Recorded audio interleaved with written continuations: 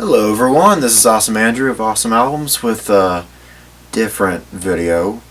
Just a warning, this video is going to be a little on the sad side, so bear with me here. At the end of every year, we reflect on the events that happened that year, whether it's good or bad.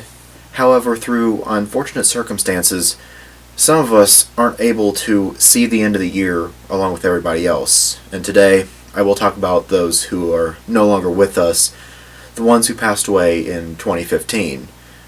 And I'm stopping on December 31st, which I know 2016 has suffered a lot of heavy losses, some of them that meant a lot to me too, but I'm going to hold off on those until the 2016 variation of this video.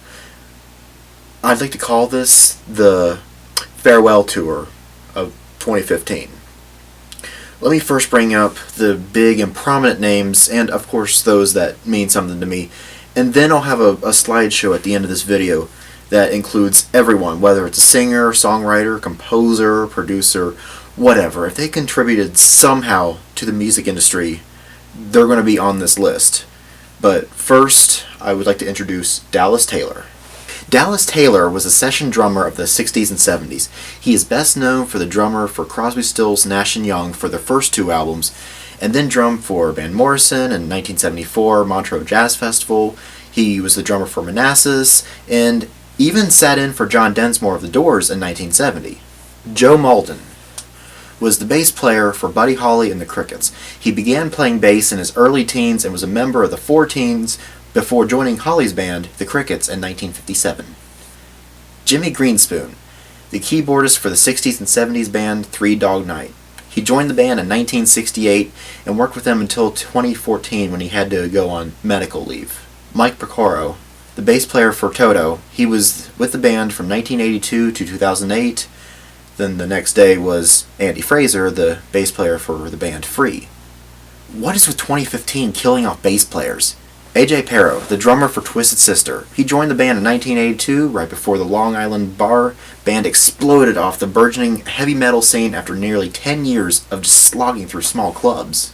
Bob Burns was a drummer for Lynyrd Skynyrd as well as one of the founding members, and was on some of their biggest songs including Gimme 3 Steps, Sweet Home Alabama, and Freebird. And I can't have a farewell video without saying farewell to the King of the Blues, B.B. King. In fact, if I hadn't encountered issues with this channel, I would have dedicated an entire video to this guy.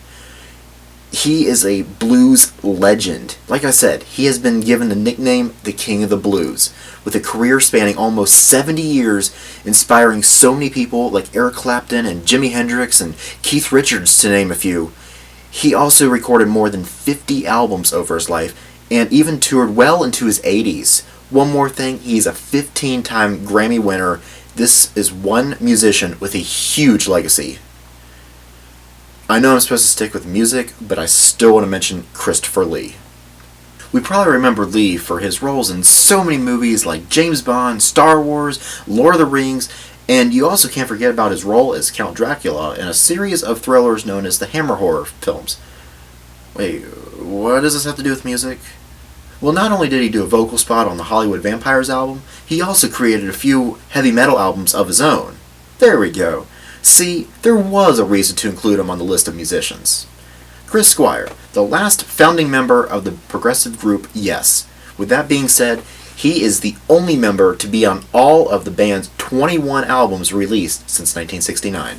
Gary Richrath, the guitarist for the band REO Speedwagon. He also co-wrote some of the band's biggest songs, including Take It on the Run, which became a top 5 pop hit on the Billboard charts. He was a member when the band released their first album in 1971 and stayed with the band until 1989, and also released an album of his own, Strong Survive, in 1992. Corey Wells. For those of you who are Three Dog Night fans, this year must have been very difficult for you. Not only did we lose the keyboardist Jimmy Greenspoon, but now we lost the lead singer too. Phil Taylor, nicknamed Filthy Animal. I get it. His name is Phil, and the name Phil is in the nickname Filthy Animal. Let's see what you guys did there. He was the drummer for the metal band Motorhead.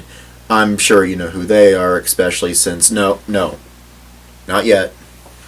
but because of Taylor's distinctive double bass drumming on tracks like Overkill, he helped define what we now call thrash metal. Scott Weiland was the former frontman for Stone Temple Pilots for 30 years and also a member of the supergroup Velvet Revolver. The last member I want to cover on this list, this one is still fresh in a lot of people's heads. I'll address him as his real name first, as Ian Fraser Kilmister. We all know him as Lemmy. The bass player and singer for Motorhead, which, just like the Three Dog Night fans, 2015 was an awful year for the Motorhead fans. Whenever you hear a Motorhead song, it's Lemmy. He's the only member who's been with the band from the beginning, and being the singer, he is the face of the band. Or at least that's my opinion. 2015 lost some significant people. Now, I only mentioned a few.